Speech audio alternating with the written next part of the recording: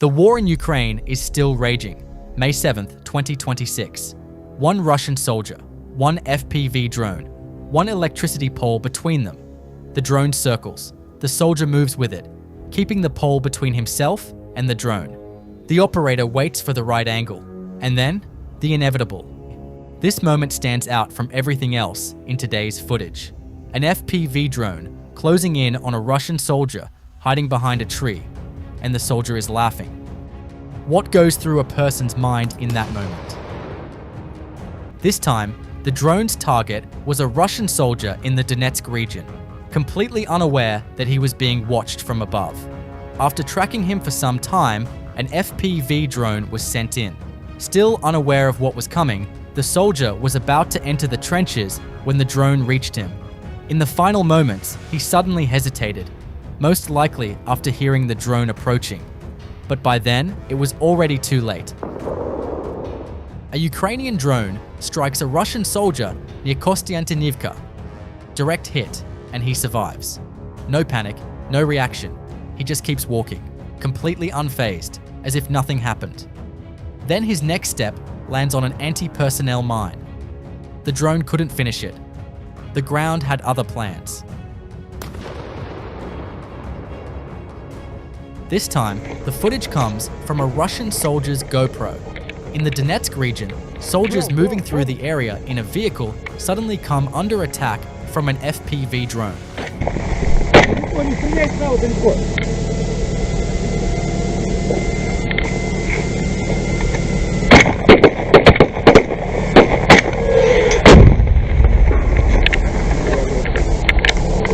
Is it really possible to say from this GoPro footage that a shotgun is more effective than automatic weapons against drones? This soldier knew he was being watched. No panic. He keeps walking, talking calmly on his radio, trying not to give anything away. Maybe if he acts normal, the drone moves on. Maybe if he stays calm, he becomes less of a target. He slips into the bushes, presses himself in, waits. The FPV operator was already moving, found him exactly where he hid. Staying calm didn't save him. Neither did the bushes. When a soldier knows a drone is watching but has no way to escape, what would you have done differently? In this footage, Ukrainian forces drop a 500-kilogram FAB bomb directly onto a concentrated Russian position. 500 kilograms. A blast radius capable of destroying reinforced structures, bunkers, and everything within hundreds of meters. No trench holds against that kind of impact. One drop, one position gone. A Ukrainian MiG-29 intercepts a Russian Garand 2 drone over Rivne Oblast, taken down with an air-to-air missile.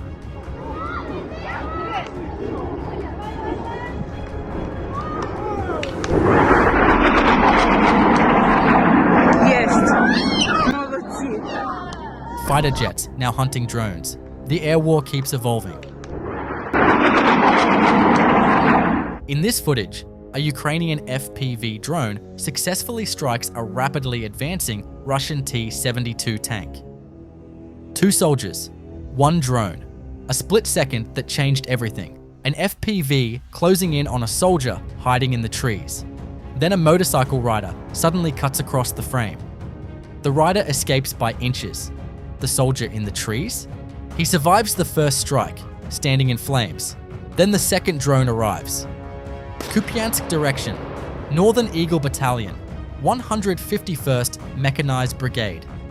Russian soldiers using buildings as cover, as shelters, as fortified positions. A common tactic, until the drone spots them. FPV strikes and artillery working together. One by one, every building they chose becomes a target. The walls that were supposed to protect them do the opposite. When every building a soldier hides in becomes a target, does urban cover still make tactical sense?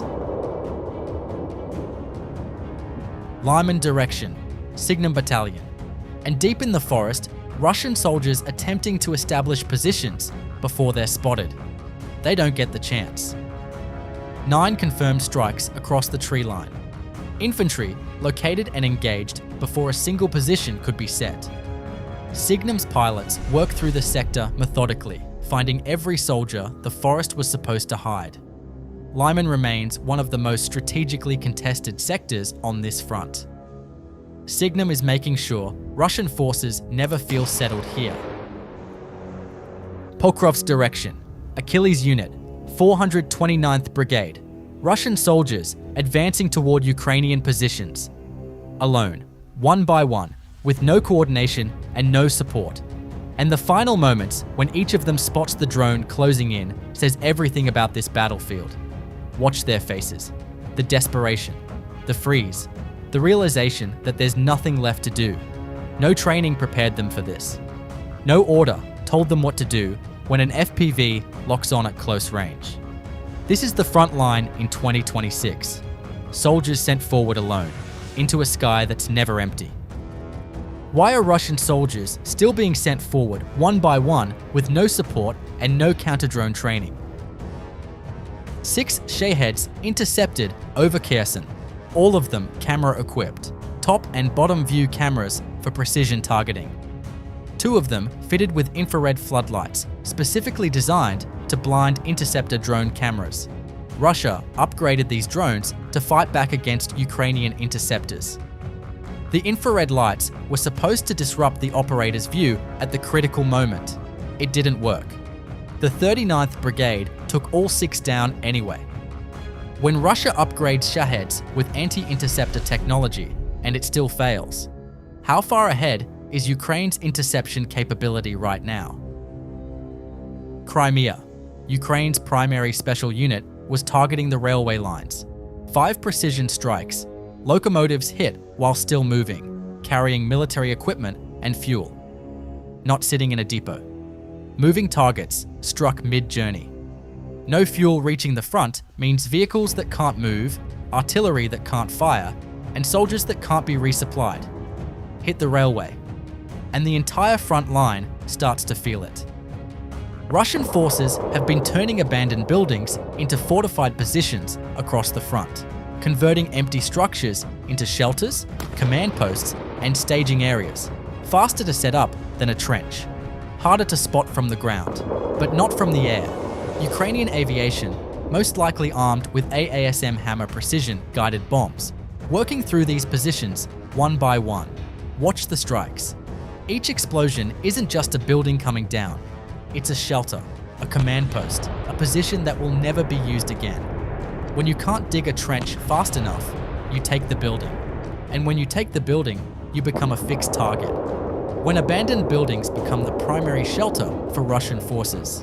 Is this a sign of how badly their defensive infrastructure has been degraded?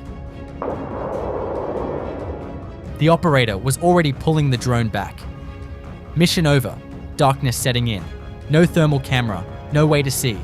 Then, movement on the road below. A group of Russian soldiers using the darkness as cover, pushing toward Ukrainian positions. The operator didn't hesitate. The drone turned around. No thermal, no problem. Close enough to engage? And they did. A Russian Buk M2 air defense system, located, tracked, and targeted. This is what a coordinated deep strike operation looks like from the inside. First, intelligence identifies the probable position. Then reconnaissance drones are launched at night, scanning, confirming, locking the coordinates. The strike drone is prepared in complete darkness. No lights, total silence. Then it takes off. The Buk M2 is one of Russia's primary medium-range air defense systems, capable of engaging targets up to 45 kilometers away. Every system destroyed creates another gap in Russia's air defense network, a gap Ukrainian drones can pass straight through. One system found, one system gone. One night, 22 military targets, all deep behind Russian lines. 2 Buk M3 air defense systems destroyed in Donetsk, a Strela-10 gone in Zaporizhzhia, fuel tanker trains hit in Luhansk, a fuel depot, an underground fuel storage facility, drone command posts, an ammunition depot, all struck in a single night by Ukraine's unmanned systems forces. And here's the number that matters.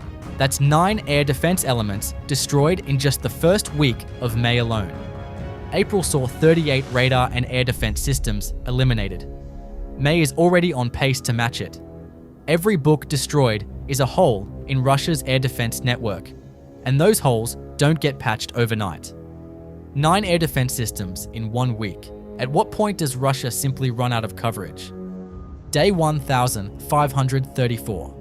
And here's what this war looked like in the last 24 hours. 157 combat clashes recorded on May 6th. 120 more since midnight on May 7th, with 25 Russian attacks repelled in Pokrovsk alone. The pressure doesn't let up. It never does. Russian total losses since February 2022 have now crossed 1,338,060, with 890 casualties in the past 24 hours. But zoom out for a second. In the first 6 days of May alone, Ukraine's drone units struck 9 Russian air defense elements. April saw 38. The pace is accelerating, not slowing. Meanwhile, Russia deployed additional air defense layers around Moscow, relocating systems from other regions, protecting the capital, leaving gaps elsewhere. And Ukraine's drone operators know exactly where those gaps are. This war is being fought on the front line, deep behind it, and now directly over Russia's own cities. The battlefield has no edges anymore. If today's footage gave you something to think about, drop it in the comments. Subscribe for daily coverage. No agenda, just the footage and the facts. See you tomorrow.